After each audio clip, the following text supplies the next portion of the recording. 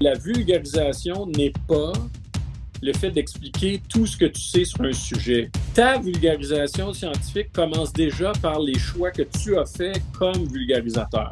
Tu dois déjà accepter que tu ne pourras pas tout expliquer ce que tu sais sur le sujet. Tu dois te mettre dans l'état d'esprit où, essentiellement, tu dois te dire que, bon, ils sauront pas tout en parlant des gens auxquels tu t'adresses, mais ils vont en savoir un peu plus après ma communication qu'ils en savaient avant. C'est ça l'objectif essentiellement. Et le deuxième choix, donc, c'est de se dire, OK, sur le sujet, qu'est-ce que je vais choisir de dire? Donc, ça va être, mettons, le message 1 et le message 2. C'est vraiment coupe-gorge. Hein? C'est une chose ou deux, peut-être trois selon les circonstances, mais règle générale, ça ne dépasse pas beaucoup plus que ça. Donc, tu as des choix à faire. Bienvenue à ce nouvel épisode de Au-delà de la thèse avec Papa PhD. Cette semaine, j'ai l'énorme plaisir de recevoir un invité d'honneur sur le balado. Martin Carly est là aujourd'hui pour nous parler de son trajet qui va de la recherche à la vulgarisation grand public. Vous le connaissez certainement. Il anime semaine après semaine Génial avec Stéphane Bellavance, que d'ailleurs mes enfants et nous, on écoute et on passe toujours des moments d'émotion à essayer de trouver la bonne réponse et après on se frappe le front parce qu'on ne l'avait pas. Mais Martin aussi fait de la radio. Il est chroniqueur à du Trisac l'après-midi, donc ça se peut que vous reconnaissiez sa voix. En fait, j'ai commencé avec du Trisac l'après-midi, mais il y a presque 10 ans, parce que maintenant, je suis rendu avec, c'est à l'émission le Québec maintenant avec Patrick Lagacé. Donc LinkedIn m'a trompé, mais c'est pas grave. Les gens ici au Québec, à Montréal, reconnaissent ta voix, c'est certain. S'ils n'écoutent pas la télé, ce qui est rare, à la radio. Chaque semaine, oui. Chaque semaine. Mais ceci vient parce que j'ai croisé en personne, Martin, je t'ai croisé à ComSciCon, un événement pour les étudiants en sciences qui veulent faire de la vulgarisation scientifique et tu as fait l'ouverture. Oui. C'est un petit show parce qu'on a ri, Ben on a été oui. surpris. Oui, il faut. Et donc tu fais ce type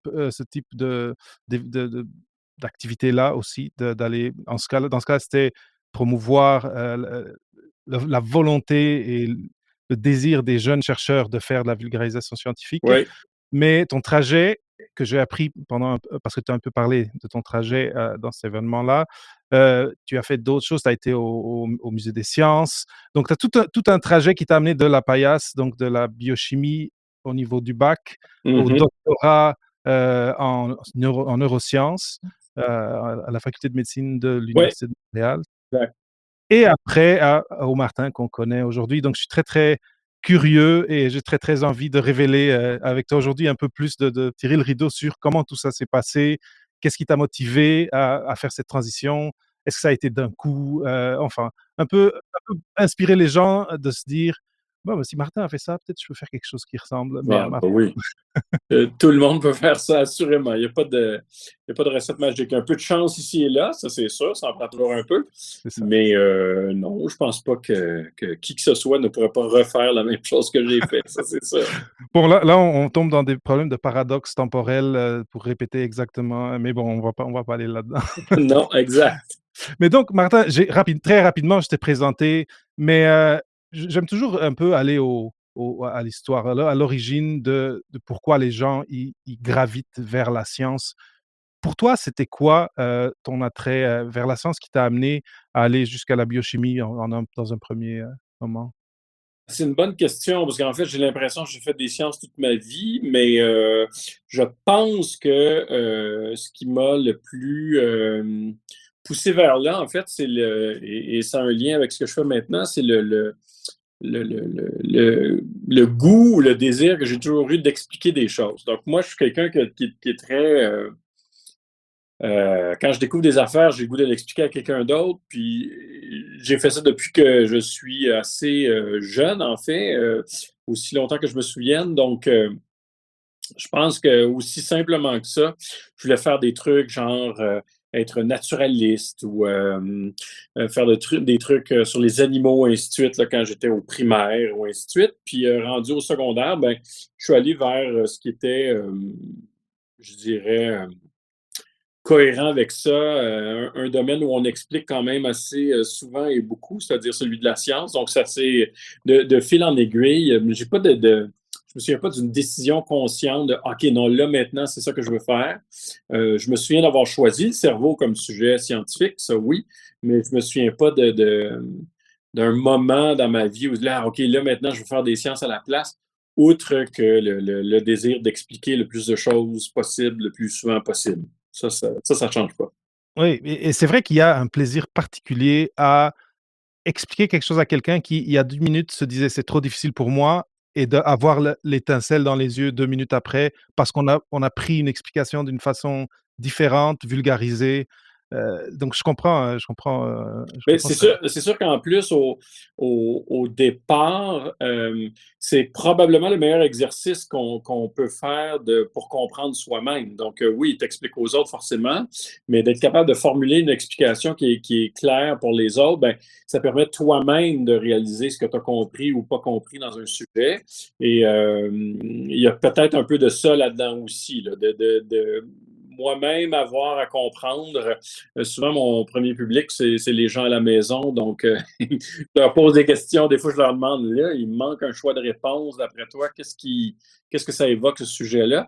Euh, Puis après ça, ben, souvent, je vais expliquer. Là, sur le souper, tout ça, ça me pratique. Ça sort une première explication comme ça. Puis, je peux déjà tester si j'ai bien compris ce que j'explique. Oui, c'est vrai et c'est vrai que surtout quand on commence quelque chose comme le doctorat, à quelque part, on veut tous enseigner à un moment donné et c'est vrai que d'enseigner et de vulgariser, ça nous aide à des fois, à mieux comprendre ce qu'on Oui, étudie, mais oui, à gagner une pratique à l'expliquer et à adapter ce qu'on veut expliquer aux différents publics qui sont devant nous. J Quelqu'un qui donne des fonds pour notre, institut, ben, on va pas dire la même chose qu'un collègue ou je sais pas, quelqu'un d'un autre domaine, mais qui est quand même scientifique. tout à Heu, fait, absolument. Ça raffine la pensée d'avoir à expliquer. Et ça, je trouve que c'est un exercice le fun. C'est sûr que dans mon cas à moi, je fais maintenant de la vulgarisation au grand public, donc je suis moins dans quelque chose de spécialisé comme des études de doctorat. Mais l'avantage de ça, c'est que ça permet de varier tous les sujets qu'on touche. Moi, j'ai eu la chance d'expliquer des trucs dans des domaines que j'ai jamais étudiés finalement. Je comprends comment la science fonctionne, je comprends comment euh, j'ai quand même assez le nez bien aiguisé pour être capable de déceler quelle information va interpeller les gens, ce qui va leur plaire, ce qui va les intéresser. Mais souvent, je suis dans les sujets que je ne connais pas du tout. Là. Donc là, déjà, il faut qu'on me l'explique. Puis en l'écrivant, parce que tout ce que je fais à la télé, je l'écris, ben, ça permet déjà une première fois de voir si on a finalement compris. Puis après, ben, on fait vérifier. Puis là, ben, on nous dit: Ah ouais, non, c'est pas exactement ça. Il faudrait peut-être plutôt dire ça comme ça, comme ça, comme ça. Tu sais, c'est toujours comme ça une première version, un beau point de départ pour voir si on a bien compris le sujet ou pas. Là. Et c'est sûr que quand je parle du cerveau, ben là, c'est un des sujets que je possède mieux parce que c'est là-dessus que j'ai fait mes études, mais si on parle, je sais pas moi, d'ingénierie ou de l'espace ou c'est des sujets que j'apprends au fur et à mesure que je vulgarise finalement. Et ça, donc l'exercice de vulgariser est un exercice le fun pour voir ce qu'on a compris d'un sujet. c'est super intéressant. C'est drôle parce que hier, j'écoutais l'émission avec mes garçons et ça nous permet aussi de montrer aux gens que la connaissance a des limites. Je pense à l'illusion avec les cercles. Le cercle qui est un quart en noir et après qu'il y a des traits qui tournent, il y a des couleurs qui apparaissent et tu disais: «Ah, les scientifiques savent pas». Ben, là, vous voyez Exact. jaune, vous voyez, rose et ça te donne aussi la chance de dire: «Regardez, il y a des limites à jusqu'où la science Oui, peut aller». C'est intéressant quand même. Oui, et montrer la place de l'avancement des connaissances, la place du mystère en sciences, qui est extrêmement motivant pour les scientifiques. On cherche à trouver des réponses qu'on n'a pas encore, souvent en créant des expériences peut-être qui n'existent pas. Donc, tu avances constamment vers le mystère, ce qui est franchement intéressant. Par expérience, je sais que avec l'image qu'on véhicule du scientifique, quelqu'un d'omniscient qui sait tout sur tout, et ainsi de suite, ça devient un peu incompatible avec cette image-là d'arriver et de dire, sais-tu quoi, ça, j'en ai aucune idée, là, c'est pas quelque chose que tu sais, je sais pas. Je peux vérifier, je peux m'informer, peut-être qu'on peut, tu sais, regarder dans des sources crédibles, c'est quoi la réponse à ça, mais je sais que c'est difficile de dire qu'on ne sait pas, mais pourtant, je pense que c'est fondamental de dire, ben, je ne le sais pas, puis je veux voir si je peux le savoir ou peut-être je ne le saurai jamais parce qu'on ne le sait pas du tout, puis c'est correct comme ça. Le je ne sais pas, je pense, c'est quand même important dans la vulgarisation scientifique. Ouais. Oui, et c'est quelque chose à vulgariser d'ailleurs parce que ça peut être insécurisant pour le public de se dire: «Mais comment le scientifique que je pensais qu'il savait tout, maintenant il me dit qu'il sait pas et c'est qui le qui nous mène vers l'avenir là?» Mais non, Ouais. le doute fait partie et le ne pas savoir fait partie de cette aventure de Ah non, mais l'exploration dans le fond. c'est clair, surtout que, euh, tu sais, je dirais qu'en général, quand même, la science est présente dans l'actualité, la science est présente dans les médias, et ainsi de suite, mais peut-être pas toute la science, et je pense certainement pas la manière dont la science est faite. On n'en parle pas assez comment ça fonctionne.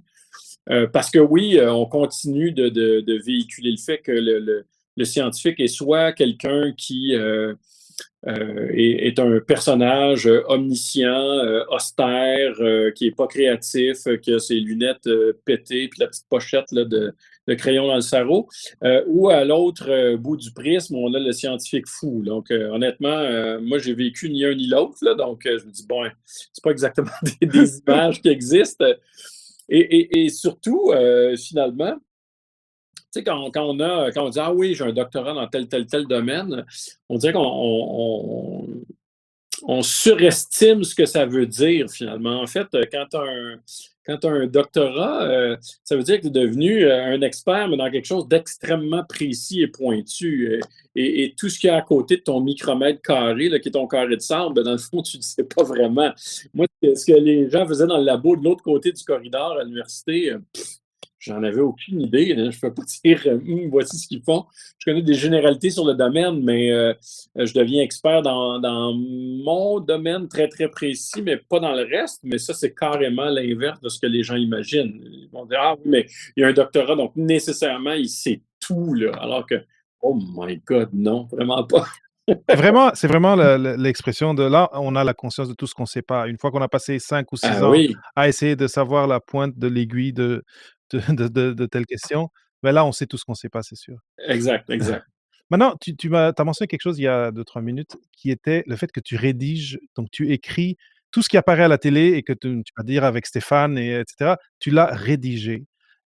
Et au doctorat, tu as rédigé quelque chose avec une certaine épaisseur, Oui, j'imagine? oui, oui, la c'était pas si pire que ça parce que moi, sûrement que c'est encore le cas, bon, là, je veux dire presque dans mon temps.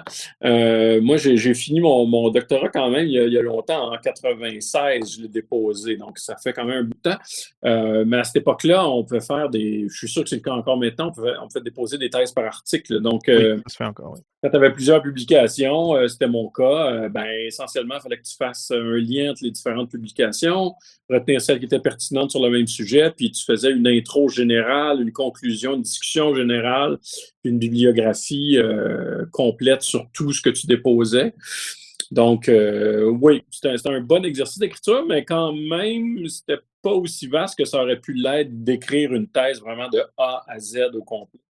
J'ai eu cette chance-là, de pouvoir utiliser les articles qui étaient déjà. En fait, la chose la plus compliquée, c'était le fait que les articles étaient dans aucun format compatible. Donc, il fallait Aïe, un peu OK. les mettre dans quelque chose qui se ressemblait parce que les différents journaux scientifiques n'avaient pas nécessairement les mêmes exigences au niveau du format, puis comme on faisait la bibliographie, et ainsi de suite, ainsi de suite. Donc, c'était un peu d'harmoniser tout ça, pardon, mais c'était pas si pire que ça. Donc, Mais voilà. mais ça se fait encore et c'est quand même un défi que de publier, dans les journaux scientifiques, donc c'est pour ça que ça a du sens de faire la thèse comme ça. Mais donc là, le lien que j'allais faire, c'est puis je sais ta réponse, mais après on en parlera. Écrire, tu sais, pour un journal, un article scientifique et écrire pour Génial, c'est quand même très, très différent, même si on est toujours dans la science. Complètement. En fait, c'est différent, mais c'est pareil dans le sens où faut que tu possèdes bien les codes de la discipline pour laquelle tu écris finalement. Je veux dire, quand tu écris dans un journal scientifique, on finit par savoir exactement on écrit pour qui et pourquoi et de quelle manière. Donc, mais jamais je pourrais rédiger la même chose pour la télé, là, parce que ça, c'est un public très niché quand tu écris dans une publication scientifique. On s'entend. Mais pour la télé, c'est la même chose. Il faut que tu comprennes bien les codes et le niveau de vulgarisation et le vocabulaire à utiliser. Donc, il y a une série essentiellement d'impératifs qui viennent avec ce type d'écriture-là, comme il y a plein d'impératifs qui viennent avec le fait d'écrire un article scientifique dans n'importe quel magazine scientifique. Donc, c'est différent. Les codes sont différents, mais l'exercice reste le même. C'est de bien comprendre, de bien connaître ce qu'on propose, puis à qui on s'adresse et comment interpeller les gens. Parce qu'ultimement, ça devient le même exercice. On veut interpeller les gens sur un sujet qu'on trouve intéressant, puis on veut que ça passe bien, que ça soit bien compris.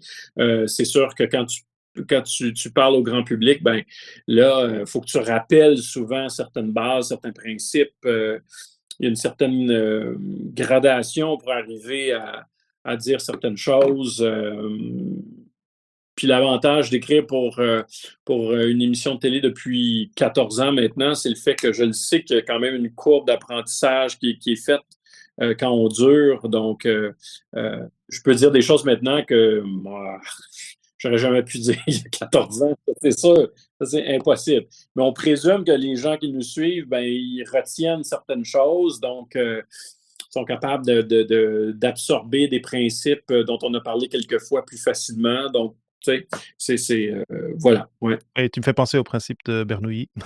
Par exemple, J'espère. tu sais, même la chimie, par exemple, je veux dire, la première fois, oui, là, on va expliquer un peu la réaction chimique, nanana, puis là, je parlais, bon, euh, on a très, très peu de scientifiques dans l'équipe, là. On est 3 ou 4.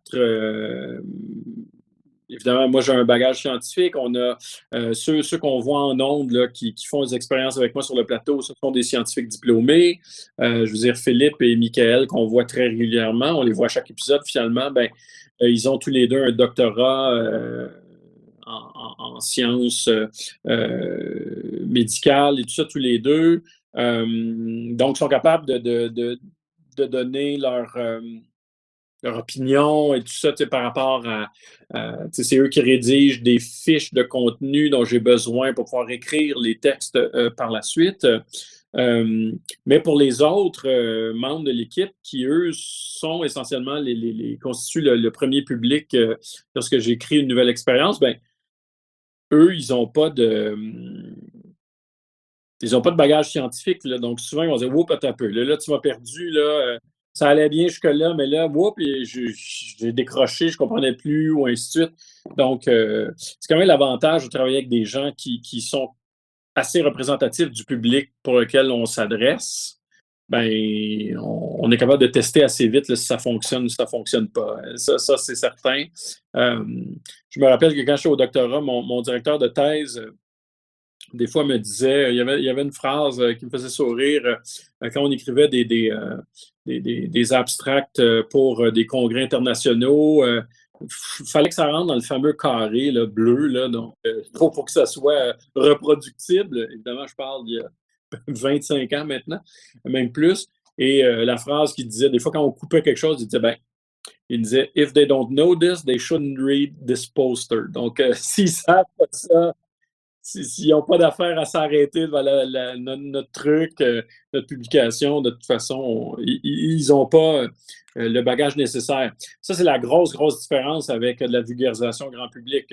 On présume que les gens qui nous regardent dans le grand public, il faut les prendre plus par la main et les prendre de plus loin pour les amener où on veut les amener que des gens qui sont dans le même domaine spécialisé que nous, au doctorat, par exemple. Ça, on s'entend. Donc voilà. Et ça se peut que quand une expérience pour moi, c'est 4 minutes au total, ça se peut que je ne sois pas capable de faire tout le chemin du point A au point Z d'un coup. Donc, ça se peut que j'ai besoin de plusieurs expériences sur le même sujet pour faire ça. C'est peut-être la plus grosse différence, je dirais. Très bien. Tu parlais de ton, superviseur de thèse, si je me souviens bien, c'est Rémi Quirion, maintenant Oui, ça c'était au postdoc. Oui, au postdoc, oui. Au postdoc à l'hôpital Douglas, absolument. Oui, j'ai travaillé avec lui, qui est devenu scientifique en chef du Québec. Oui. qui a été au début de cette saison était, ici au micro aussi. Ah, super, parfait. Ouais, donc c'est la famille.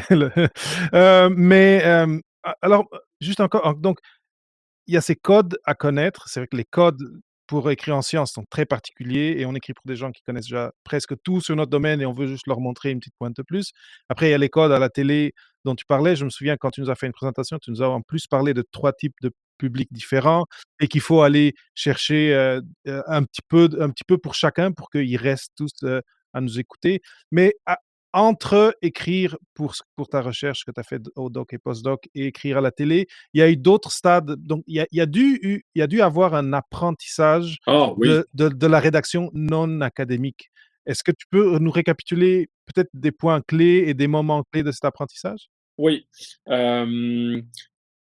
C'est sûr que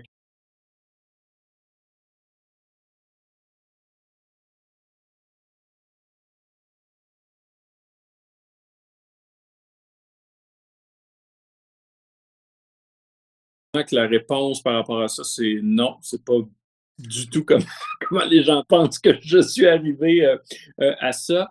Au niveau de la vulgarisation scientifique, honnêtement, moi, mon plus gros apprentissage vient du milieu muséal. Donc, un de mes tout premiers emplois d'été, c'était comme éducateur à la défunte Expotech qui était dans les hangars au Vieux-Port de Montréal, l'ancêtre essentiellement du Centre des sciences qu'on connaît actuellement avec le cinéma IMAX et tout ça, au Vieux-Port de Montréal.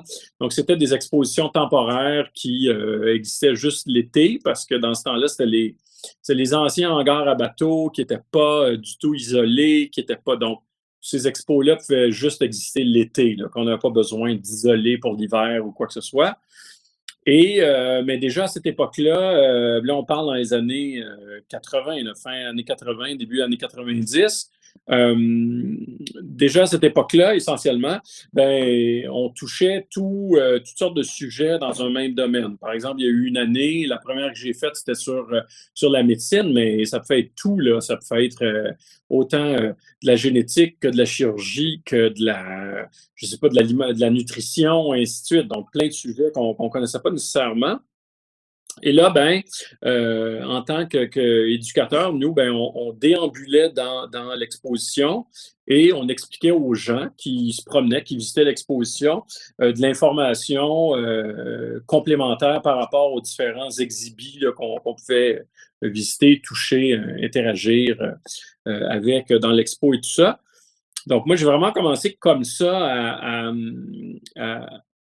à vraiment être dans l'explication, la vulgarisation pour le grand public, parce que c'était exactement ça que je faisais là, avec une cohorte d'une vingtaine ou d'une trentaine de collègues. Et plus tard, bon ben là, là j'étais essentiellement au cégep, début université, et plus tard, quelques années plus tard, ben là le Centre des sciences a ouvert. Et là, je suis allé en 2000, dès l'ouverture du Centre des sciences, travailler à nouveau comme éducateur, puis par la suite comme recherchiste et rédacteur pour les expositions. Il y a encore des textes, la dernière fois que je suis allé, que j'ai écrits qui sont là, qui sont encore en expo. C'est assez drôle. Puis après ça, je me suis occupé de toute la cohorte d'éducateurs. Donc, j'étais responsable de tout le service d'éducation. Et dans ce contexte-là, ben là, j'ai appris à écrire d'une manière très, très précise, écrire pour les expositions. Donc, essentiellement des textes qui devaient atteindre tous leurs objectifs en un certain nombre de mots précis. Donc, des fois, c'est un panneau d'exposition. Là, le format du panneau d'exposition nous donne 4 lignes. Donc, tout ce que tu dois expliquer, tu dois l'expliquer en 4 lignes. Grosso modo, de mémoire, 30 mots. Donc, ça, c'est un sacré apprentissage de Plus difficile que Twitter.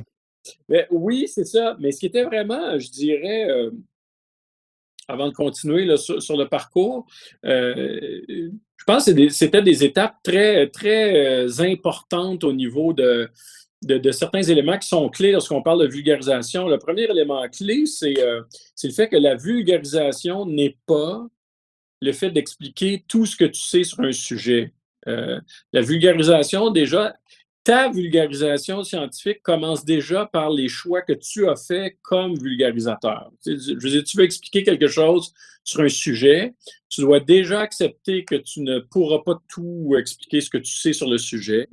Tu dois te mettre dans l'état d'esprit où, essentiellement, tu dois te dire que, bon, ils sauront pas tout en parlant des gens auxquels tu t'adresses, mais ils vont en savoir un peu plus après ma communication qu'ils en savaient avant. C'est ça l'objectif essentiellement. Donc déjà, tu peux te dédouaner de la grande peine d'avoir à couper des éléments, parce que des fois, tu dis « Ah, mais ça, c'est tellement intéressant », mais tout est intéressant, donc il faut choisir. Donc déjà, la première étape de vulgarisation, c'est toujours dans le choix de sujet, parce que déjà là, tu peux mettre ta couleur et dire « ben ça, je pense, ça va intéresser les gens, ou ça pourrait intéresser les gens. À chaque fois que j'écris une question pour Génial, j'ai déjà fait des choix en me disant, je pense que les gens qui regardent l'émission vont aimer ça, mais j'aurais pu poser 1000 autres questions différentes, là, parce que la science est infinie. Donc, ça, c'est pas un... Donc, on a toujours ce premier choix-là. Et le deuxième choix, donc, c'est de se dire, OK, sur le sujet, qu'est-ce que je vais choisir de dire? Donc, ça va être, mettons, le message 1 et le message 2. C'est vraiment coupe-gorge. Hein? Tu ne peux pas en dire tant que ça. Donc, c'est une chose ou deux, peut-être 3 selon les circonstances, mais règle générale, ça ne dépasse pas beaucoup plus que ça. Donc, tu as des choix à faire. Et pour revenir donc à au trajet, puis d'écrire en 3 lignes ou en 4 lignes sur un sujet qui va être essentiellement le point de contact avec tous les visiteurs de l'exposition, ben c'est ça. C'est un peu tout ça que tu fais. Tu fais des choix, tu es obligé de choisir qu'est-ce que tu vas dire, tu es obligé de choisir comment tu vas le dire, tu es obligé de choisir tous les mots que tu vas choisir jusqu'à leur longueur. C'est vraiment un exercice assez particulier de travailler comme ça. J'ai eu la chance de travailler avec des gens fantastiques. Là. Celui qui me guidait, c'est Michel Groux, qui travaille encore dans le domaine, qui est un des concepteurs du Centre des sciences, des expositions et ainsi de suite. Puis il a été c'était un mentor absolument fantastique là, pour apprendre à écrire comme il faut. Donc déjà, là, c'était déjà plus précis. Après ça, j'ai quitté le Centre des sciences après quelques années. Puis après ça, là, je me disais, je pense que je pourrais faire de la télé. Qu'est-ce que je pourrais faire? Comment le faire? Et ainsi de suite. J'ai aussi écrit à ce moment-là pour les débrouillards, qui est aussi un autre très bon exercice de rédaction, encore une fois, de concision. Tu es toujours pris par des formats. Hein? Je veux dire, la rédactrice, à ce moment-là, Raphaël de Rome, me disait, ouais, ben là, tu as tant de mots, ou tu as l'équivalent de 2 pages pour cet article-là. Puis il faut que ça inclue tout ce qui est photos, dessins, les titres et tout. Là. Ça revient à un certain nombre de mots. OK, oui, OK, il faut que ça rentre dans une certaine longueur. Donc, à nouveau, c'est de croiser la route de gens fantastiques là, qui te rendent meilleur, qui te poussent à écrire mieux, à la fois au service du format, à la fois au service du public auquel tu t'adresses, puis au format dans ce cas-là, un magazine avec le nombre de mots ou le nombre de pages qu'on te donne, ou ainsi de suite. Donc là aussi, c'était un super bel exercice. Puis après, je suis arrivé à la télé, j'ai un gros bout quand même comme un peu autodidacte, là, où j'ai fait 2 ans de télé comme chroniqueur de sciences au quotidien le matin dans une émission là, à TQS à ce moment-là qui s'appelait Caféine. Et là, ben, t'as 4 minutes en ondes et puis tu sais que tu vas être avec 4 autres personnes, ce qui en soi est assez complexe parce qu'il faut que tu leur donnes de la place. Faut que tu les valorises, faut qu'il y ait l'air, déjà, c'est un public réel, faut qu'ils soient intéressés, faut qu'ils aient le goût d'embarquer dans ce que tu proposes. Euh, donc déjà, ça aussi, c'est un autre exercice assez particulier. Et la télévision en direct, c'est toute une école, je dirais, parce qu'il peut arriver toutes sortes de choses. Oui, c'est en direct à chaque fois, donc ça amène toutes sortes d'avantages et d'inconvénients. Des fois, on dit, ah, t'as 4 minutes, là, t'arrives, puis finalement, les animateurs ont juste le goût de jouer avec tes accessoires pendant 3 minutes. Là, t'es comme, il te reste plus rien à dire. Comme, bon, ben, j'espère que vous avez eu du C'est fun, fini. hein, parce que, et ouais, non, c'est assez meurtrier, ça, mais ça forme beaucoup. Donc là, à nouveau, c'est un autre type, euh, pas d'écriture parce que je ne l'écrivais pas, mais en même temps, moi, j'écris toujours tout ce que je fais dans ma tête avant de le taper sur un ordi ou quoi que ce soit. Donc, il faut l'organiser dans ta tête, d'où le fait que tu as peut-être testé ton explication avec d'autres gens ou des choses comme ça. Ça, c'est très, très important à ce moment-là. Puis mon frère, qui est réalisateur de carrière télé, ben, il a passé, là, mon Dieu, plusieurs semaines à me coacher au téléphone après chacune des chroniques que je faisais à la télé. Il dit, bon, là, ça comme ça, là, il faut faire attention, ça, c'était vraiment bon, ça, mettons, si tu avais fait ça dans cet ordre-là, et ainsi de suite. Tu sais, J'avais dit ça à la conférence que j'ai donnée au ComSciCon. Tu sais, je l'ai dit un peu tantôt, il faut être chanceux, mais la chance comprend aussi les rencontres que tu fais dans ton parcours. Tu sais, d'être chanceux de rencontrer des gens qui ont à t'offrir beaucoup, ce qui a été mon cas partout où je suis passé. Et notre travail, c'est d'avoir l'ouverture pour recevoir ce que les autres ont à nous offrir et pas voir ça comme des critiques, mais voir ça comme des façons d'être meilleurs, finalement. Moi, c'est toujours comme ça que je l'ai vu. Pas dire, ah ouais, dans le fond, il pense-tu que j'écris bien ou que j'écris pas bien, que j'explique comme faux.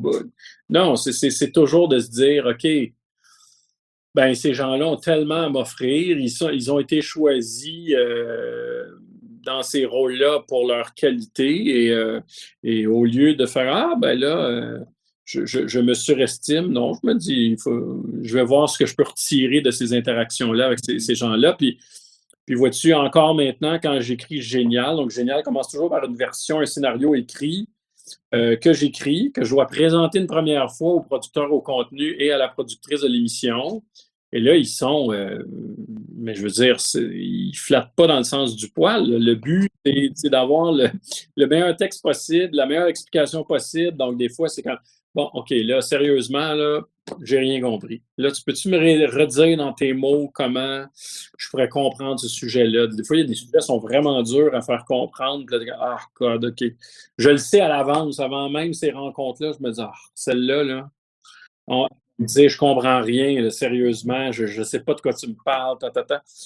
Fait qu'encore aujourd'hui, là, après 14 ans de Génial, ben, on travaille là-dessus, sur une première version. Là, on me dit, ouais, non, ça, tu peux-tu dire ça à la place de là? Tu peux-tu changer l'ordre de tes paragraphes et tout ça? Donc, c'est vraiment peaufiné. C'est beaucoup d'écriture quand même, mais ultimement, les gens réalisent pas quand on tourne.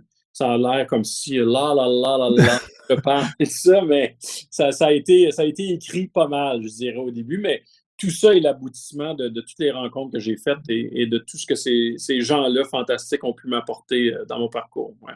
C'est très intéressant et je m'attendais pas à ce côté, à ce que tu viens de dire d'une certaine façon qui est, je m'attendais à ce que tu me dises peut-être: «Là, j'ai pris des formations en rédaction», et là, je sens que vraiment ce qui a été important dans ton trajet, ça a été des contacts humains et quasiment des relations mentor-apprenti ou en tout Oui, cas oui, mentor-mentoré et c'est vrai que et il y a une part de hasard dans cette question de trouver des mentors dans notre vie. c'est sûr, mais oui, Mais après tu as amené un autre point qui est, il faut être un ouvert d'esprit et 2 ouvert à apprendre et ouvert à changer notre façon de faire si notre mentor, qui est, comme tu dis, qui ont une carrière déjà derrière eux, qui ont été sélectionnés pour leur qualité, mais bon, mais si lui ou elle me dit ça, je suis mieux d'aller réfléchir puis de comprendre pourquoi, puis peut-être Ah que oui, ouais, oui, ouais, oui, oui, puis il n'y a pas de, pour moi, en tout cas, il n'y a pas de, j'ai jamais trouvé le moment où je me disais, bon, là, je pense que je sais tout ce que j'avais à savoir, et ainsi de suite, ça pourrait s'arrêter maintenant. Non, non, non, je continue. Là, on a déjà tourné c'est quoi, c'est 4, 16, les 16 premiers épisodes de la saison 14 c'est génial. Donc, j'ai déjà eu ces premières rencontres-là. Puis encore une fois, ça fait 14 ans, je travaille avec la même personne, là. C'est la même productrice depuis 13 des 14 années qu'on fait génial. Continue à dire, OK, ouais, non, ça, nanana, je suis pas sûr que c'est la bonne chose. Et faut jamais se fermer à ça. Il n'y a, pas de raison de pas être, de pas s'améliorer, de pas être meilleur. Je sais à la base que j'explique comme il faut, là, sinon j'aurais pas duré tout ce temps-là, mais en même temps, je veux dire, c'est l'interaction que j'ai avec des gens qui sont précieux dans ce que je fais, qui cherchent juste à rendre l'émission meilleure, à me rendre meilleur et tout ça. C'est tous des gens qui rendent mon travail juste plus éclatant, là. C'est pas. Donc, c'est jamais. Je pense que c'est très précieux, ça. Tu sais, si on est capable d'avoir des gens dans la vie qui sont capables de nous donner l'information juste pour qu'on devienne meilleur, je pense que c'est très précieux d'avoir des gens comme ça. Puis souvent, on se retrouve un peu dans une chambre d'écho où on nous dit un peu ce qu'on veut entendre, mais en réalité, c'est beaucoup plus, je dirais, utile et précieux de se faire dire les vraies choses et en quoi est-ce qu'on peut s'améliorer avec cet esprit-là, de devenir meilleur. Je pense que c'est plus important. Ouais. c'est sûr, c'est sûr. Non et surtout que dans cette, on parle de vulgarisation, tu parlais dans les musées, c'était grand public, donc des familles qui viennent visiter. Tu parlais de débrouillard, mais là, il faut penser pour les jeunes aux différents âges parce qu'après, bon, il y a des brouillards, mais il y a les autres et bah, quand on est tout seul, on a juste notre cerveau, on a nos habitudes, on a notre format et c'est sûr qu'on manque des choses et que d'avoir quelqu'un qui nous dit: «Ben regarde, essaye comme ça et ça sera mieux», surtout quelqu'un qui vient avec l'expérience, ça peut Oui, juste être positif. absolument.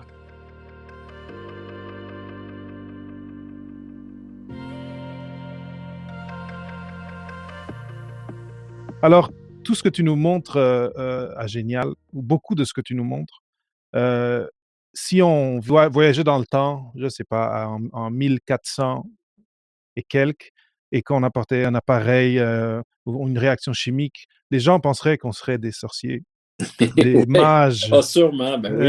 et tu sais, c'est de la magie, c'est de la sorcellerie. Je fais ce petite parenthèse un peu comique pour, te poser une question et ouvrir un autre pan de la conversation qui est: qu'est-ce qu'il y a de magie, pour toi à apporter cette étincelle de la connaissance chez des gens qui la cherchent et qui des fois la trouvent pas ou qui se disent: «Ah, c'est pas pour moi» et ils passent, 15 minutes avec toi et ils ont leur «Ah ah, j'ai compris».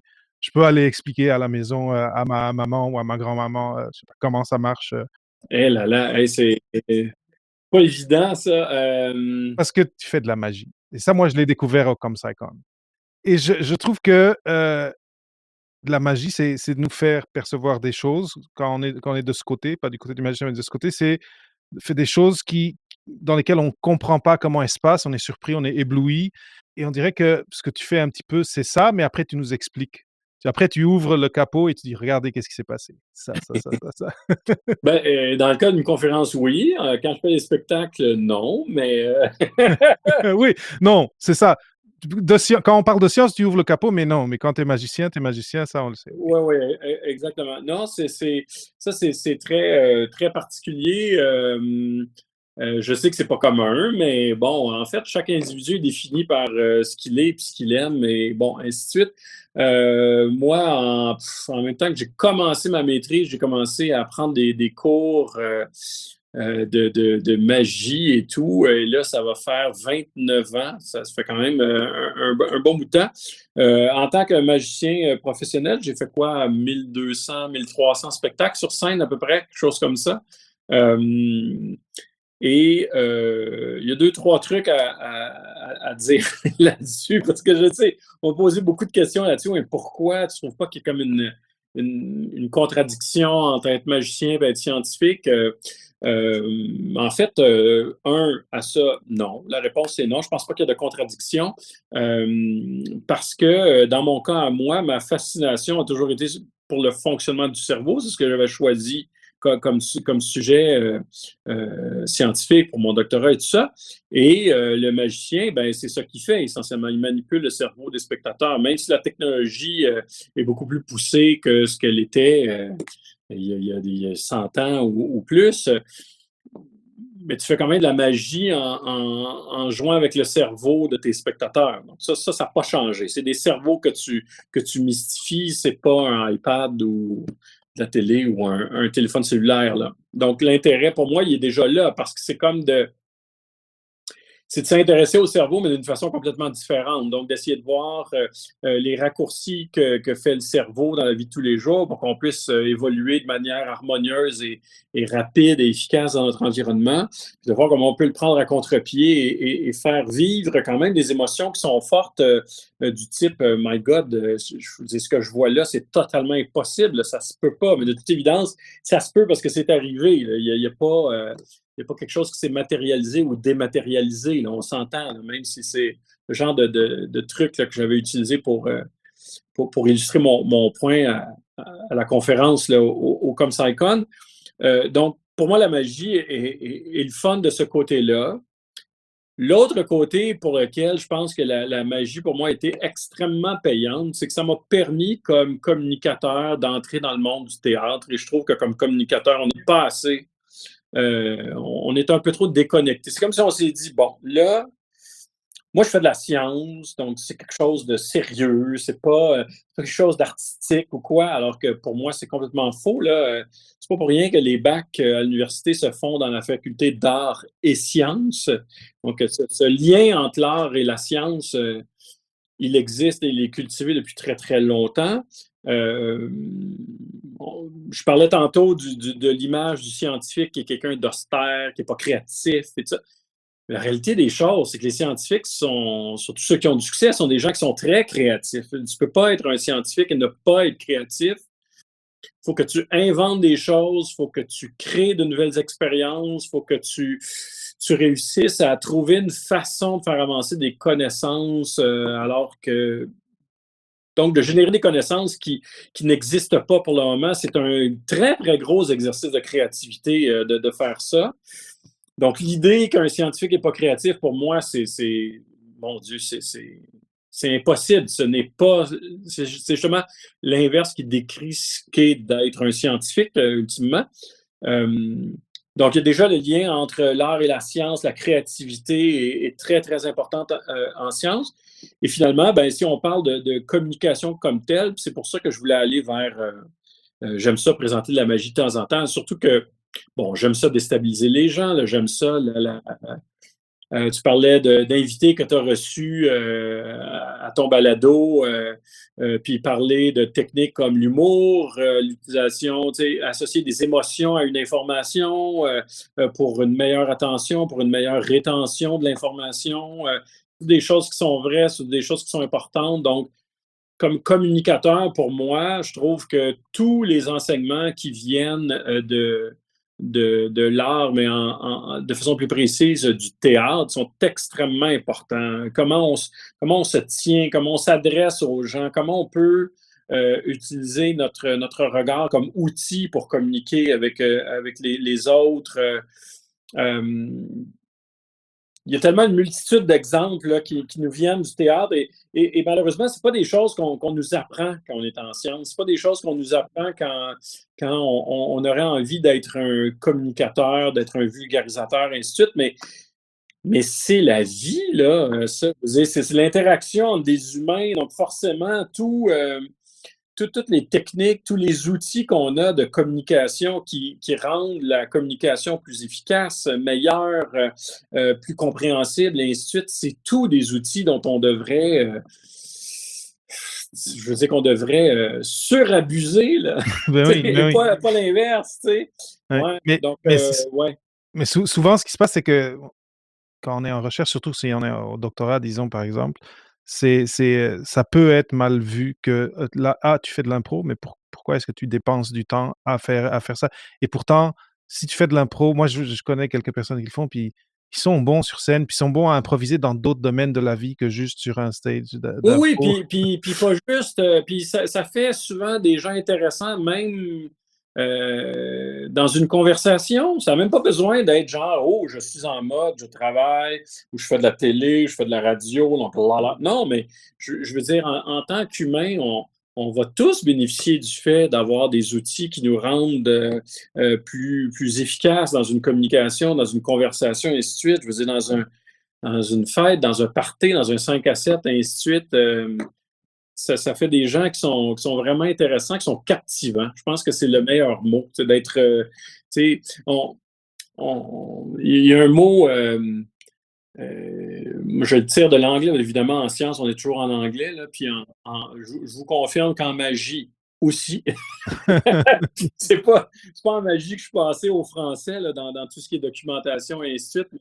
Mais il y a un terme là, qui est particulièrement fort justement en anglais, on a l'équivalent en français, là, c'est charisme. Donc le charisme, extrêmement important et souvent on parle de ça comme étant un terme un peu parapluie qui incorpore beaucoup de choses, mais souvent, quelqu'un comme tu mentionnes, qui fait de l'impro, qui est habile, qui est capable de réagir rapidement, qui est capable de, oups, on se parle, puis oups, je pensais pas que la conversation allait aller dans cette direction-là, mais on continue dans cette direction-là. Ben, c'est des gens qui ont du charisme, et c'est difficile à définir, mais ça devient particulièrement utile et payant dans toutes les sphères de la vie, que ce soit autant professionnel que conversationnel et humain, là, finalement. Donc, ouais, je dirais que mon parcours en magie est sûrement ce qui a le plus défini ce qu'on voit à la télé et ce qu'on entend à la radio. Plus que le reste, plus que mon doctorat, plus que, tu sais, c'est tout là que je suis allé chercher, toutes sortes pour prendre les termes académiques à l'école primaire, là, les compétences transversales. On s'entend, on a entendu parler un peu de ça, ben, c'est ça. Fait que c'est tout là-dedans que je suis allé chercher des choses parce que je suis capable d'expliquer. Là, ça, c'est pas un problème, mais il faut expliquer, mais il faut expliquer avec le bon ton, il faut expliquer avec la bonne dose d'humour, avec la manipulation des émotions, avec une maîtrise du langage corporel, avec, je veux dire, tout ça est important. Et ça, c'est vraiment dans cette incursion-là, dans une discipline comme ça, scénique, là, que je suis allé chercher un peu tout ça. Oui. Ouais. Puis c'est vrai que tu as une présence marquante sur Génial, en tout cas. Avec le sarreau, comment tu présentes, c'est vrai que Martin Carly, pour mes enfants, par exemple, je suis sûr qu'il y a une espèce d'aura autour de ça. Ah, ben ça se peut. En tout cas, est-ce que c'est réussi ou pas? Ben ça, c'est aux autres de le dire, mais euh, ce que je peux dire, en tout cas, c'est d'aller chercher le plus d'outils et pas nécessairement des outils uniquement dans la petite sphère dans laquelle on est, qui est celle de la science. On observe la même chose en magie. Là c'est le magicien qui va parler, mais il y a bien des magiciens qui pensent que parce qu'ils savent présenter un tour, qu'ils connaissent les manipulations secrètes, qui sont capables de présenter quelque chose qui est incompréhensible ou impossible pour leur public, que leur travail s'arrête là. Alors que les meilleurs, ceux qu'on voit à la télé, ceux qui sont sur scène, et ainsi de suite, ben, sont allés chercher plein d'outils qui n'ont rien à voir, sont allés chercher un directeur, un metteur en scène, sont allés chercher les compétences d'éclairagiste, de sono, de tout ça. Je veux dire, tu peux pas penser d'un coup que, ah ben, non, moi je pense que je possède tellement ma discipline que je possède toutes les autres qui sont connexes. Mais c'est pas vrai, c'est pas du tout vrai. Donc, je pense que c'est important d'aller chercher comme ça les compétences dans les autres sphères qui peuvent venir nous apporter plein de choses. Donc, tu parlais d'impro, je pense que c'est assurément une super bonne école pour apprendre à faire ce genre de choses-là. Ça, c'est sûr. Ouais. D'ailleurs, il y avait un atelier d'impro à ComSciCon, les jeunes pouvaient Super. choisir ça, c'était vraiment Ben cool. oui, il faut honnêtement, je pense que, tu sais, je disais tantôt là, que mon premier public à Génial, c'est des gens qui sont pas en sciences. Donc, essentiellement, oui, ils doivent comprendre tout ce que je leur explique, mais ultimement, le travail de créer l'émission de télé, c'est plus d'une centaine de personnes. C'est des artisans à la caméra, au son, à l'éclairage, à la régie. Donc, tous ceux qui travaillent en régie, réalisation, et ainsi de suite. C'est tous des gens qui prennent l'idée de départ que j'aurais trouvé quelque part sur Internet, puis qui vont prendre ça, puis qui vont faire quelque chose avec ça qui est 10 fois plus beau que ce que j'ai dans la tête, là. Mais ça vient de leur expertise, ça vient pas de la mienne. Donc, c'est tellement payant comme ça d'aller chercher l'expertise des autres, puis d'aller s'inspirer, d'aller dans d'autres domaines. Même en communication scientifique, je pense que c'est très, très payant de sortir de notre bulle, puis d'avoir des intérêts, que ce soit, je sais pas moi, la musique, le cinéma, tout. Je veux dire, tout ça va teinter qui on est comme personne, et donc forcément, notre style et notre façon de présenter les choses, ça va permettre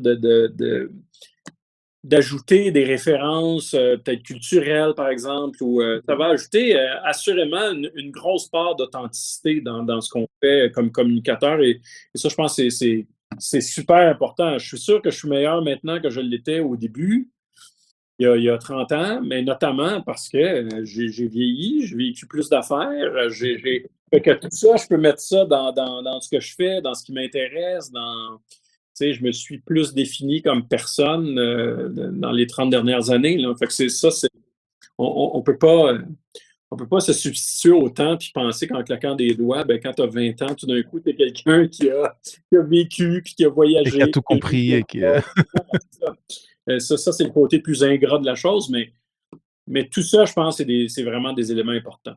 oui, c'est sûr. Ouais. Martin, on arrive vers la fin. J'ai juste une petite note. J'ai cette image dans ma tête par rapport à toi sur Génial et toi comme magicien que j'en ai vu un petit peu, mais je ne t'ai pas vu en show. Et c'est quand même drôle de penser. C'est comme ces deux, je dirais pas Dr. Jekyll et Mr. Hyde là, mais d'un côté c'est le show où tu ouvres le rideau et tu montres tout. Et de l'autre côté, donc quand les, rideaux rouges et tu magicien, là, tu nous fais des choses et tu expliques rien parce que tu es magicien. Je trouve ça intéressant que tu as trouvé de pouvoir avoir ces 2 pôles dans ta vie, ces 2 pôles d'intérêt qui ont ces natures un peu opposées. C'est peut-être qu'ils se Opposés, mais qui se recoupent dans les deux directions, finalement. Parce que, comme je disais tantôt, ce qui motive les scientifiques et ceux qu'on soupçonne moins, là, je dis on, mais le grand public en général, parce qu'on ne sait pas exactement comment la science fonctionne, c'est la puissance du mystère comme élément motivateur pour la recherche. Et ça, c'est sûr que comme magicien, ben là, je suis à 100% dans le mystère, là, essentiellement. Et le lien est plus en filigrane, ou il est plus en sous-entendu, si on veut. Alors que de l'autre côté, en tant que scientifique, ben ça, on se dirige vers le côté plus, comme je viens juste de dire, le côté plus théâtral, le côté plus artistique, le côté plus créatif. Donc, c'est comme si ces deux sphères-là ont l'air distinctes, mais elles se rejoignent finalement dans les directions où elles doivent aller. Donc, le magicien a besoin d'aller vers le mystère, sinon, en fait, c'est même plus de la magie, là, ça devient autre chose, ça devient de la jonglerie, c'est bon. Et le scientifique, lui, a besoin d'aller plus vers le côté théâtral et donc d'être capable d'utiliser des éléments qui viennent du théâtre pour être capable d'avoir une communication qui est plus efficace, qui est plus forte, qui touche plus les gens, qui interpelle plus les gens. Donc, ouais, c'est deux sphères qui sont pas si opposées que ça, finalement. En tout cas, c'est deux sphères qui veulent se rejoindre. Mais je te dirais quand même pour l'anecdote que pendant 20 quelques années, j'étais magicien, tout allait bien, tout était parfait. Je veux dire, tu montes sur une scène, les gens comprennent bien qu'ils voient un spectacle et tout va bien. Mais quand même, avec le type de choses que je fais, de démonstrations que je fais, on est précisément dans le domaine du mentalisme. Ça, c'est un peu une discipline un peu parallèle, si on veut, qui émane des mouvements du spiritisme du 19e siècle, puis bon, ainsi de suite. Et la philosophie dans ce domaine-là, c'est souvent que ben, si tu veux avoir le plus gros impact, il faut que tu aies quelque chose qui semble le plus réel possible. Cultiver l'ambiguïté. Est-ce que c'est vrai? Est-ce que c'est pas vrai? Et ainsi de suite. même si tu es sur une scène, honnêtement, c'est pas, j'ai pas plus à avoir à dire est-ce que c'est vrai ou pas qu'au début d'un film, on dit pas en passant, l'actrice meurt pas à la fin pour vrai. Donc, tu sais, pleurez pas. Bon, on appelle ça en anglais le showman's privilege. Dans un contexte théâtral, tu peux tout présenter parce que les gens réalisent la convention que c'est un spectacle. Mais pendant des années, donc, moi, j'étais de cette école-là. OK, je monte sur scène, je présente des trucs, et puis c'est ça, ça sera. Je cultive une certaine ambiguïté et tout ça. Et là, je commence à faire de la télé. Et en une semaine de télé, il y a plus de gens qui me voient à la télé que de gens m'ont vu en 20 ans sur scène. Et là, les gens réalisent plus tant que je suis un magicien de carrière aussi. Et donc là, ben, il a fallu que je réécrive tout ça. Donc, je réécrive un peu une trame qui réconcilie ce que les gens voient à la télé de ce qu'ils vont voir sur scène. Parce que sinon, on va dire, mais là, on comprend plus rien. T'expliques à la télé, on arrive, on te voit sur scène, puis là, c'est comme si tu dis que t'es un médium qui lit dans les pensées. C'est pas ça, mais ouais, il y a eu un gros travail de réécriture là, avant de remonter sur scène. Super intéressant. Puis Pour en que les plus, gens soient rassurés de. oui. Puis en même temps, tu l'as vécu un peu quand j'ai commencé à faire un tour de magie en pleine conférence sur la vulgarisation scientifique. Il y a toujours comme OK, mais là, qu'est-ce qui se passe exactement? C'est comme si, oups, il y a quelque chose de déstabilisant là-dedans. Donc, ouais, pour l'anecdote, il a fallu que je réfléchisse beaucoup à mon personnage de scène pour qu'il soit quand même pas trop loin de ce que les gens connaissent à la télé. C'est pas, ouais, c'est pas. Ça faisait partie avec les effets collatéraux du fait que la télé a un pouvoir quand même de notoriété important, ouais.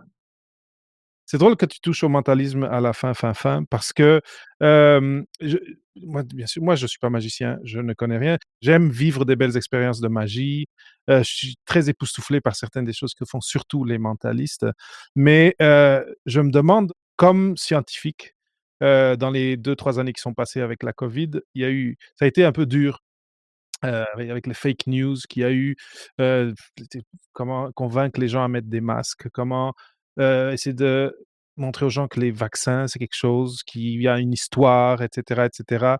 Heu et est-ce que toi, dans ton expérience, parce que je vais essayer de résumer un peu, ce que j'interprète de ton trajet, ben, de ce que tu fais comme magicien, mais aussi comme vulgarisateur, c'est que tu amènes les gens d'un point A de l'ignorance sur quelque chose à un point B de connaissance sur ce quelque chose, à un certain niveau. Comme on a dit, tu choisis un ou 2 points, peut-être 3, mais avant, ils avaient rien et là, ils ont un, 2 ou 3 points et je me demande si, dans ton expérience, si tu as eu des conversations à avoir ou en tout cas, s'il y a quelque chose de ce côté-là, d'être capable de, comme tu disais, travailler à distance avec le cerveau des autres. Est-ce qu'il y a des outils qui peuvent aider les vulgarisateurs, des fois, à faire passer des messages que le public est pas prêt ou est pas, friand de recevoir? Tu maintenant, c'est le changement climatique et cetera. Je sais que c'est un peu flyé comme question, mais je ne sais pas si ça t'évoque quelque chose? En fait, on m'a déjà posé ce genre de questions-là pendant la pandémie. On disait, mais là, Martin, tu trouves pas que soit que c'est un rendez-vous manqué ou que, tu sais, qu'est-ce que ça te fait de voir, tu sais, des gens qui remettent en question autant la science, et ainsi de suite, ainsi de suite. En fait, ce que ça évoque à chaque fois, c'est quelque chose que j'ai un peu effleuré tantôt. Ça évoque pour moi à chaque fois le fait que on parle beaucoup d'actualité scientifique, mais on rate la chance qu'on a de parler du fonctionnement de la science, d'expliquer comment ça marche. Et ce que c'est, il n'y a pas beaucoup de gens dans la vie qui sont capables de s'imaginer c'est quoi une journée type pour un chercheur, c'est quoi une semaine type pour un chercheur, c'est quoi une année type pour un chercheur, qu'est-ce qu'il fait dans la vie.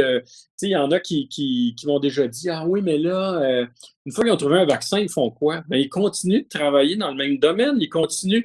Ça peut être des gens, par exemple, qui travaillent déjà sur une certaine classe de virus qui tout d'un coup se sont dit je pense que je suis assez près dans mes connaissances pour être capable de donner un coup de main là-dessus, puis on va travailler là-dessus, puis après ça, ben, on continuera à travailler sur ce type de virus-là. Bon.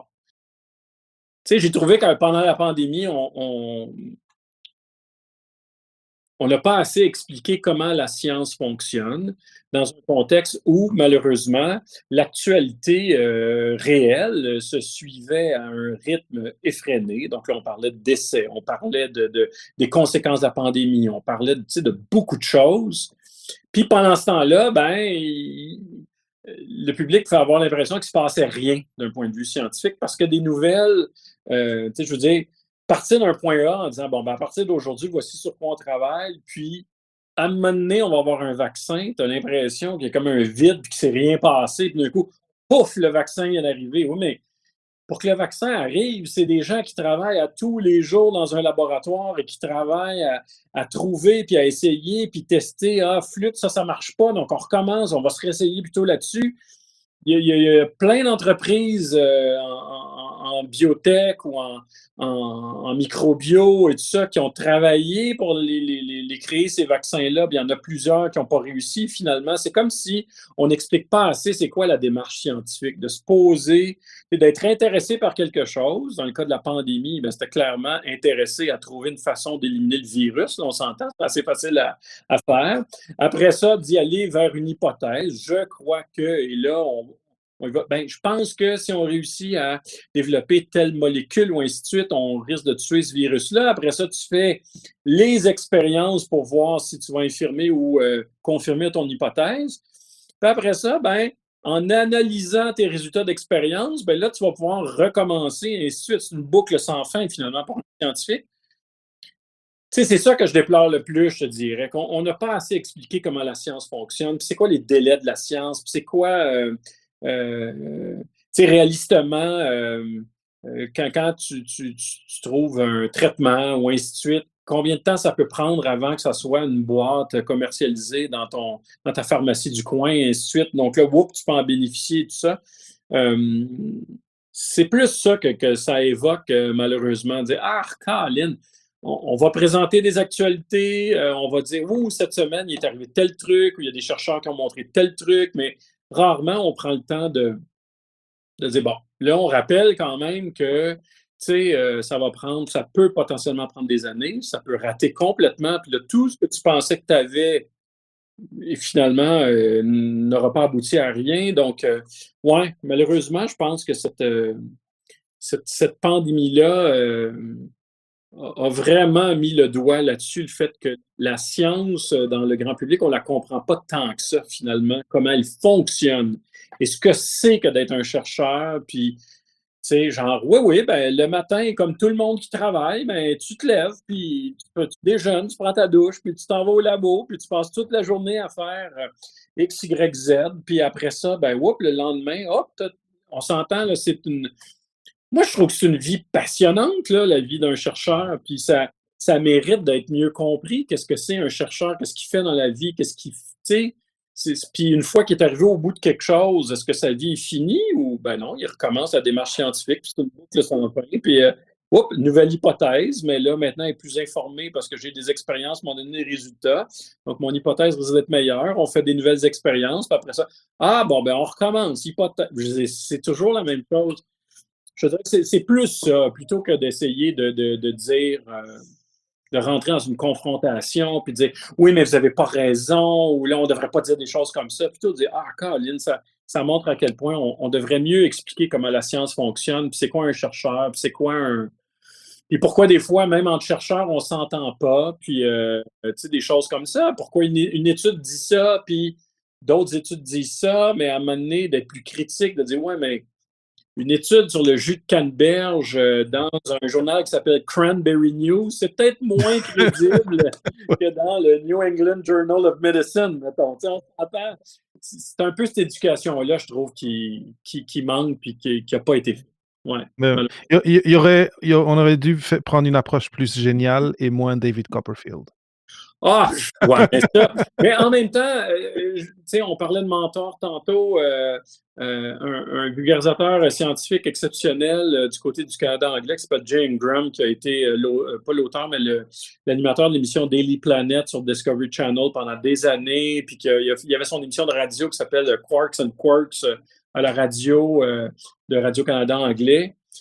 Quand j'avais rencontré, il m'avait dit, tu sais, il n'y a personne qui a dit dans la vie que si on a 4 minutes de présentation, que ces 4 minutes-là devaient être que du contenu. Il n'y a personne qui a dit ça.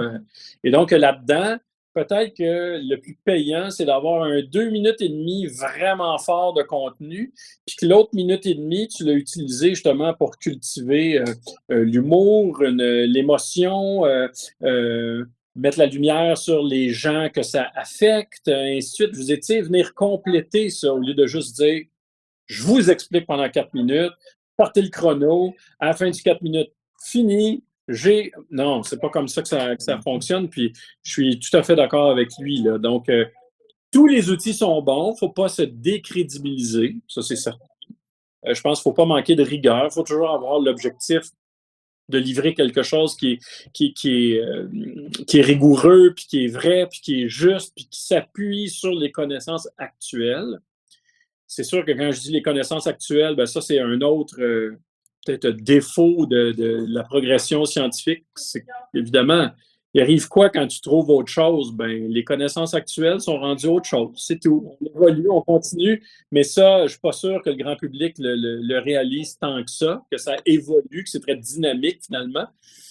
Mais voilà, donc tous les outils sont bons. Ouais. Je pense qu'ils ont du mal avec ça aussi parce que c'est de la même façon qu'un scientifique qui dit ça, je ne sais pas, de dire que le state of the art, l'état de l'art peut changer, c'est assez déstabilisant aussi pour le grand Oui, public. oui, parce que ça vient justement clasher avec ça vient vraiment clasher avec l'image qu'on nous a toujours servi du scientifique. Il y a quelqu'un qui est omniscient, qui sait tout, qui ne peut pas se tromper, qui ne peut pas ne pas savoir. Puis si c'est pas lui, ben c'est le scientifique fou qui essentiellement veut voyager dans le temps pour faire exploser des voitures. Là, on s'entend. C'est comme, ouais, mais là, un peu, c'est pas comme ça que ça fonctionne, mais du tout. Tu sais, puis le fait aussi, tout le côté, je vais prendre le terme altruiste, là, de dire, ben, ça se peut que toi, dans ton passage comme chercheur, tu aies fait avancer la pierre jusqu'à tel point, mais tu ne verras pas le bout du chemin, mais il y a quelqu'un d'autre qui va prendre ces connaissances-là, qui va les amener, puis à un moment donné, on va être rendu à la ligne d'arrivée qu'on voudrait atteindre. Mais ça, je trouve aussi, c'est la grandeur de la science, là, c'est s'appuyer sur les épaules de ceux qui nous ont précédés, puis qui ont avancé les connaissances, puis on les prend, puis on les avance aussi. C'est des choses qui, pour moi, sont des belles choses, mais qu'on véhicule jamais quand on parle de la science, finalement. Tu sais, l'importance de tous ceux qui ont précédé. Le fait que l'être humain n'est pas devenu intelligent avec la technologie non plus. Là. Quand tu regardes des expériences classiques d'Archimède, de Pythagore, de tout ce que tu voudrais, tu te dis, mon Dieu, mais il n'y avait pas d'iPad, ils n'ont pas d'Internet, ils n'ont rien, ils n'ont pas de satellite dans le ciel, rien. Et ils ont quand même résolu là, des problématiques qui n'étaient pas simples à résoudre. Là. Mais ça montre à nouveau à quel point le cerveau humain peut être ingénieux. Et ça m'émeut, je trouve ça beau. Ah oui, Il faut qu'on c'est n'en pas parle simple, pas assez de ça.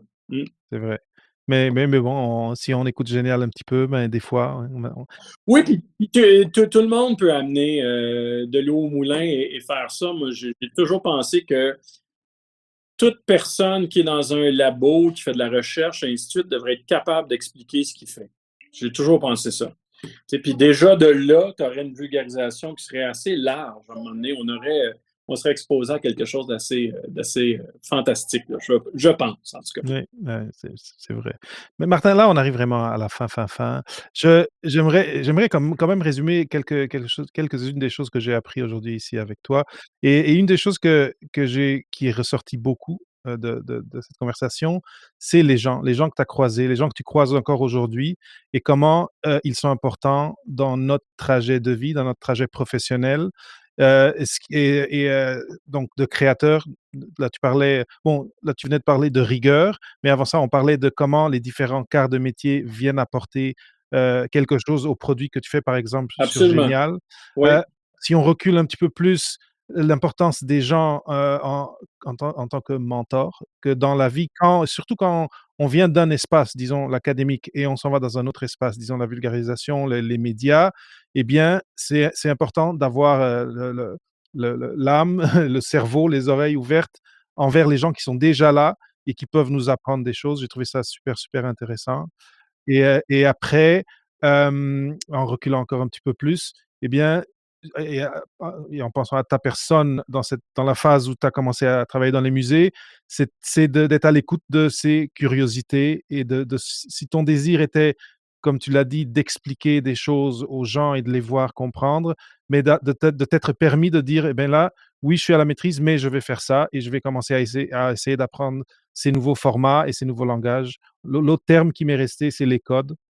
Oui, Mais oui, tout à fait. ça passe un peu à travers tout ce qu'on vient de dire, que ce soit les musées, que ce soit des brouillards, que ce soit à la télé. Il y a des codes à apprendre. Et bien, ces codes-là, c'est pas en achetant un livre où sont tous les codes, ça va être avec les gens, avec les équipes, avec les experts et les gens que tu croises. Je pense que c'est vraiment ce qui m'est resté, en tout cas, juste en voulant distiller cette conversation, il y a beaucoup plus de choses. Et après, on saupoudre un petit peu de magie là-dessus et Ah, on peut pourquoi pas. regarder en arrière et c'est toujours intéressant de regarder en arrière et de créer de se faire une idée d'une suite logique. Mais je suis sûr qu'à chaque point tournant que tu as parlé, tu savais pas qu'est-ce qui s'en venait par Oh après, non, ben mais tu non. étais ouvert un peu à la découverte et à l'inconnu et ce qui t'a apporté à aujourd'hui. Et moi, j'en suis très reconnaissant. Comme je te dis, ma famille est très fan. Et je suis reconnaissant d'être ici avec toi aujourd'hui, ici dans mon studio, mais en direct avec toi. C'était vraiment, vraiment plaisant. Je ne sais pas si tu as un dernier mot pour quelqu'un qui veut se lancer en vulgarisation et qui a peut-être peur, un petit mot d'inspiration de la fin avant qu'on dise au revoir aux gens qui nous Eh regardent. là là, mon Dieu, qu'est-ce qu'on peut dire là-dessus? Ben, c'est sûr que, tu sais, tu sais, je regarde mon garçon, puis je me dis: «Ah mon Dieu», quand on est jeune, on on sait tellement pas ce qu'on veut faire dans la vie, puis ce qu'on a envie de faire et ainsi de suite, mais essentiellement, il faut faire confiance un peu à qui on est, puis le compléter avec les gens qui sont autour de nous, puis qui nous veulent du bien finalement, pour être capable de cheminer, puis de faire des choses. Oui, ça prend de la chance, ça prend la chance de rencontrer certaines personnes, ça prend la chance que des gens croient en nous et nous choisissent finalement, ce qui a été mon cas au début de Génial. Mais par la suite, il faut faire sa chance, donc d'où l'importance d'être ouvert, puis d'essayer de travailler, d'avoir le désir de s'améliorer, je pense. C'est peut-être ça la meilleure leçon, là, comme ça, je pense à voix haute, là, mais le désir de s'améliorer ne sera jamais quelque chose de négatif, finalement. Ça va toujours nous amener vers quelque chose de potentiellement mieux. En tout cas, je le souhaite à ceux qui nous écoutent et voilà. Parce que moi, je regarde en arrière, je me dis, mon Dieu, il s'est passé plein de choses, mais C'est ça. il n'y a rien de ça que j'aurais nécessairement prévu. J'ai eu le désir de faire de la télé, j'ai eu le désir de faire de la magie parce que j'ai consciemment choisi de prendre des cours et ainsi de suite. Mais tu sais, après avoir commencé Génial, il y a quelqu'un qui, à la radio, a fait comme Hey, je pense que ça pourrait être le fun à la radio qui viennent faire des trucs. Donc, tu sais, je ne l'aurais jamais prévu, je n'avais même pas pensé à appliquer pour ça, à auditionner pour ça, mais c'est arrivé. Donc, tu sais, encore une fois, c'est des gens qui te font confiance.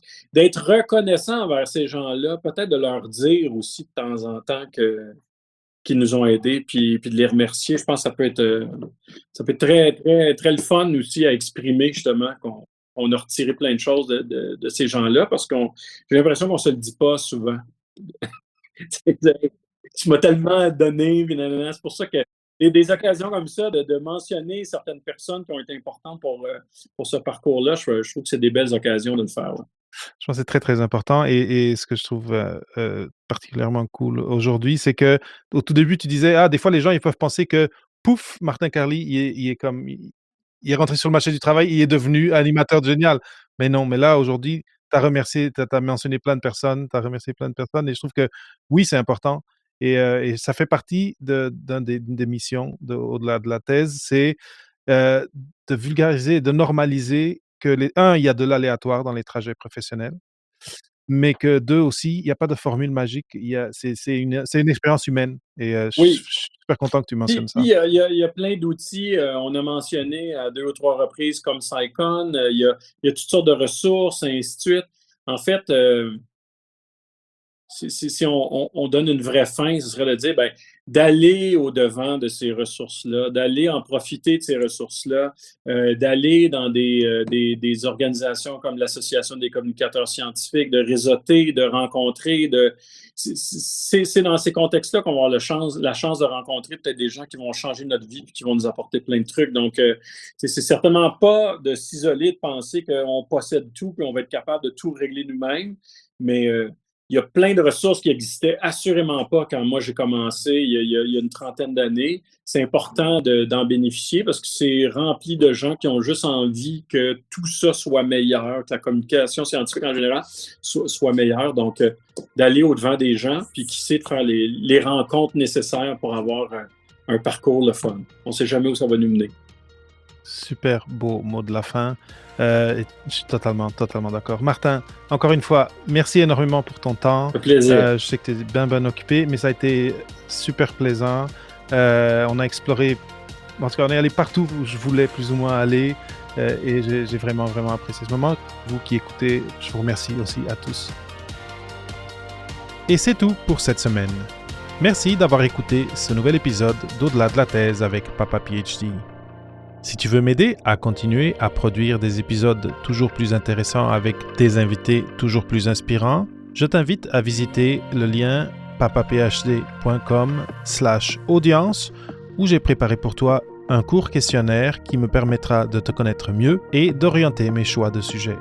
Si tu veux m'aider encore un peu plus, rends-toi sur Apple Podcasts ou sur ta plateforme d'écoute favorite et laisse un commentaire et ton évaluation. Ça m'aide énormément. Merci. Je m'appelle David Mendes. À la semaine prochaine.